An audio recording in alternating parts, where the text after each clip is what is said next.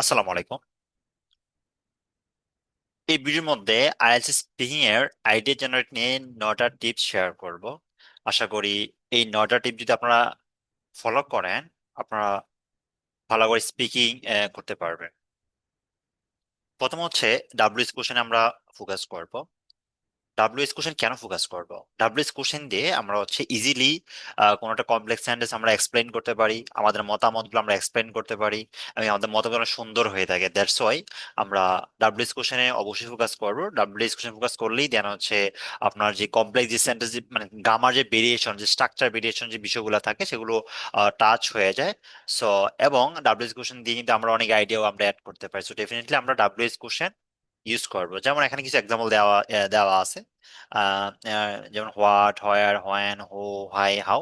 So এই ওয়ার্ডগুলো দিয়ে কিভাবে হচ্ছে আপনারা ওয়ার্ডগুলো দিয়ে কিভাবে ব্যবহার করবেন সেই বিষয়গুলো হচ্ছে এখানে দেওয়া আছে। বাট আমি হচ্ছে এখানে ডিটেল যাচ্ছি না, বিকজ এটা জাস্ট হচ্ছে কি এটা সিম্পল কোশ্চেন।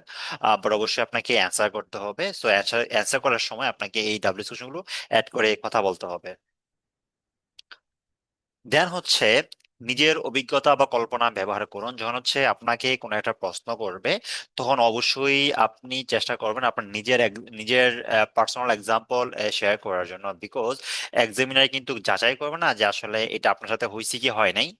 প্র্যাকটিক্যালি এমন আমরা অনেক কোশ্চেন পেয়ে থাকি যে আসলে যেগুলো আমাদের সাথে হয় না, বাট ওই বাস্তবতা আমরা জানি। লাইক হচ্ছে আমরা কেন জানি, লাইক হচ্ছে এই বিষয়গুলো আমাদের ফ্রেন্ডস, ফ্যামিলি মেম্বার বা অন্য কারোর সাথে হয়ে থাকে, ঘটে থাকে। তো তাদের এক্সপিরিয়েন্স গুলো আমি আমার এক্সপিরিয়েন্স আমি শেয়ার করে দিব। তো সেই জায়গায় থেকে আমি অলওয়েজ ট্রাই করব যে যদি হচ্ছে কখনো আমরা এই ধরনের কোশ্চেন পাই, ডেফিনেটলি আমরা পার্সোনাল এক্সাম্পল বা নিজের মতো করে কল্পনা করে আমরা এই বিষয়গুলো বলার ট্রাই করব। যখন হচ্ছে আপনি একটা এক্সাম্পল, পার্সোনাল এক্সাম্পল ওয়েতে আপনি আহ, আহ, কথা বলবেন, তখন কিন্তু এক্সামিনার এই কথাগুলাকে খুব ভ্যালু দেয় বেশি, বা হচ্ছে প্রায়োরিটি দিয়ে থাকে, বা মনে করে যে লাইক হচ্ছে আপনি আপনার নিজের মতো করে কথা বলতেছেন, এখানে কোনো টেমপ্লেট নাই বা কোনো মুখস্থ কোনো কিছু জিনিস নাই।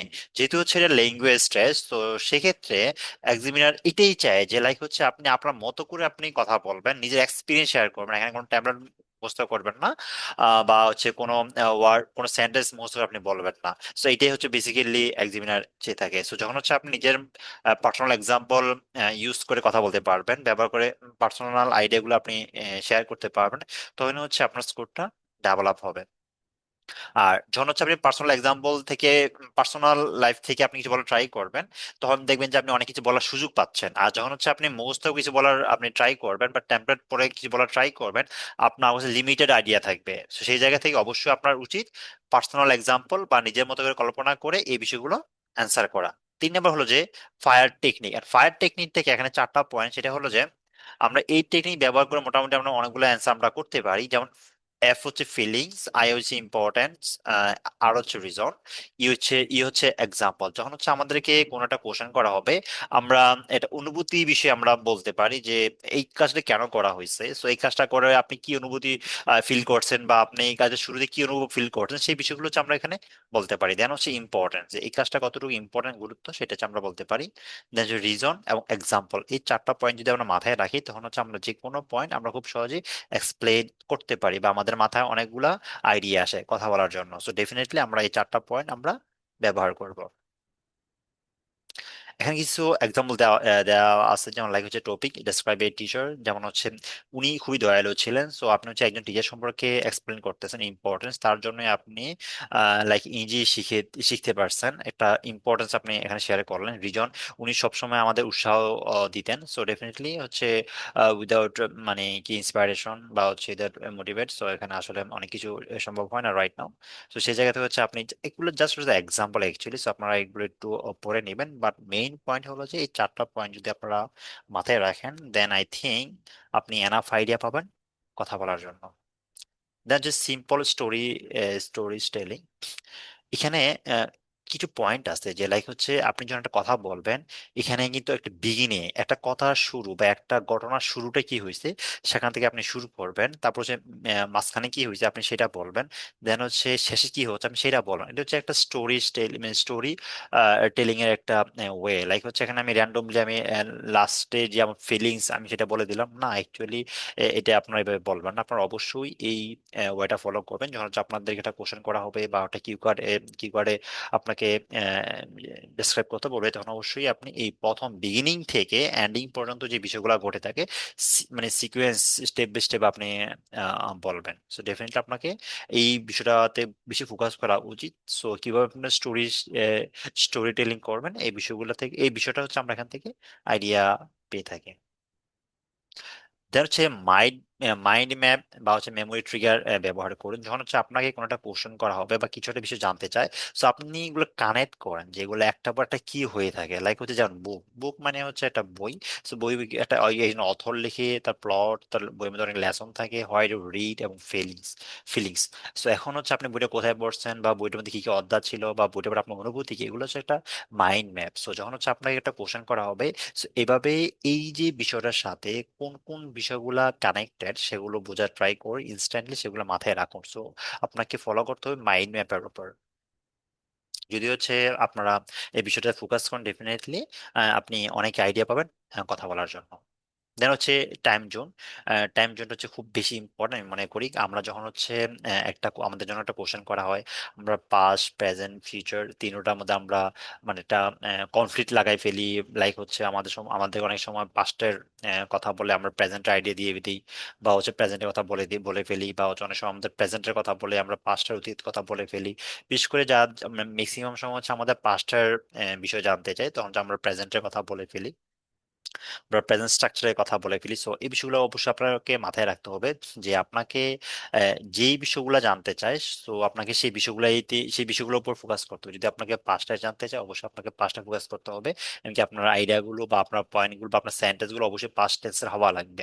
যদি আপনাকে ফিউচার বলে ফিউচার ওরিয়েন্টেড আপনাকে কথা বলতে হবে, প্রেজেন্ট বলে প্রেজেন্টের কথা বলতে হবে। So, এই বিষয়টা আমি দেখলাম যে আমাদের স্টুডেন্টরাও অনেক মিস্টেক করে থাকেন। লাইক হচ্ছে যখন আমি কিউ কার্ডে ওদের মানে কিউ কার্ড মানে কোশ্চেন নেই, মক টেস্ট নেই স্পিকিং এ, সো তখন দেখলাম যে অনেক মোস্ট অফ দ্য স্টুডেন্ট যেটা করে যে ওরা মানে পাস্ট এবং প্রেজেন্ট টেন্সে অনেক ঝামেলা লাগাই দেয়। ওরা হচ্ছে এটা ধরে রাখতে পারে না, যেটা যে একটা একটা কনসিস্টেন্সি থাকে না। লাইক হচ্ছে আমি পাঁচটা কথা বললাম, যে আমি পাঁচটা স্টোরি আমি বললাম, এই বিষয়টা থাকে না। তো অবশ্যই এই বিষয়গুলোতে অবশ্যই বেশি ফোকাস করা উচিত। যদি হচ্ছে বিষয় বেশি করে ফোকাস করেন, দেন ডেফিনেটলি আই থিঙ্ক এটা ইমপ্রুভ করা পসিবল। দেন হচ্ছে ভোকাবুলারি। সো ভোকাবুলারি আমাদের স্পিকিং এর মধ্যে ডেফিনেটলি আমাদের অনেক ভালো ভোকাবুলারি ইউজ করতে হবে যদি হচ্ছে আমরা ভালো একটা স্কোর পাই। এটা এটা এটা এটা মাস্ট। বাট আমরা হচ্ছে যদি আমাদের ওয়ার্ড মানে লিমিটেশন থাকে, লাইক হচ্ছে আপনার পরীক্ষা মনে করেন যে লাইক এক সপ্তাহ পরে, এখন আপনার ওই হাই ভোকাবুলারি নিয়ে আপনার চিন্তা করার দরকার নেই। আপনি যে ভোকাবুলারি গুলো আপনি পারেন, যেগুলো আপনি ন্যাচারালি ইউজ করতে পারেন, সেগুলো নোট করে আপনি ইউজ করার ট্রাই করেন। That's it, it's enough. যদি আপনি সেন্টেন্স ভেরিয়েশন রাখেন, স্ট্রাকচার ঠিক মতো হয়, সেন্টেন্স যদি আপনি গ্রামার যদি আপনি ভুল না করেন, তাহলে অবশ্যই আশা করি মোটামুটি একটা ভালো একটা স্কোর পাবেন। আর যখন হচ্ছে আপনি 7 অ্যাবভ স্কোর পেতে চান, তখন তো অবশ্যই আপনাকে হাই ভোকাব ইউজ করতেই হবে, হাই কিছু কমপ্লেক্স সেন্টেন্স ইউজ করতে হবে। দেন হচ্ছে আপনি ভালো স্কোর তুলতে পারবেন। সো এখানে ভোকাবুলারি নিয়ে যেটা মেইন পয়েন্ট হলো, যদি আপনার হাতে এনাফ সময় থাকে তবে অবশ্যই আপনি ভোকাবুলারিতে ফোকাস করবেন। যদি হচ্ছে আপনার হাতে সময় কম থাকে, সেক্ষেত্রে হচ্ছে আপনি যে ভোকাবুলারি গুলো আপনি জানেন সেগুলো নোট করে রাখেন, যেগুলো স্ট্যান্ডার্ড ভোকাবুলারি সেগুলো আলাদা একটু নোট করেন, যেন হচ্ছে আপনি এগুলো বলতে পারেন এবং এগুলো ন্যাচারালি প্র্যাকটিস করার ট্রাই করেন। অতিরিক্ত জোর দিয়ে প্রেশার দিয়ে আপনি কিছু বলতে পারবেন না ব্রেইনকে।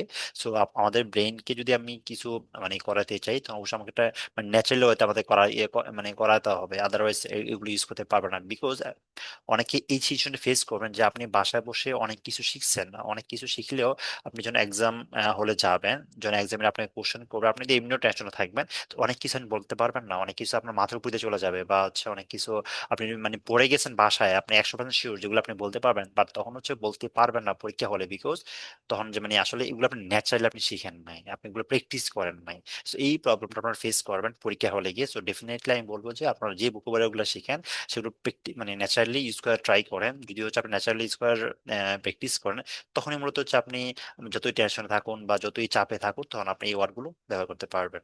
আদারওয়াইজ আপনি নর্মাল সেন্টেন্স দিয়ে কথা বলেন, নর্মাল ওয়ার্ড দিয়ে আপনি কথা বলেন, বা যা বলেন শুদ্ধ করে বলবেন, আই হোপ মোটামুটি একটা স্কোর আপনি পাবেন।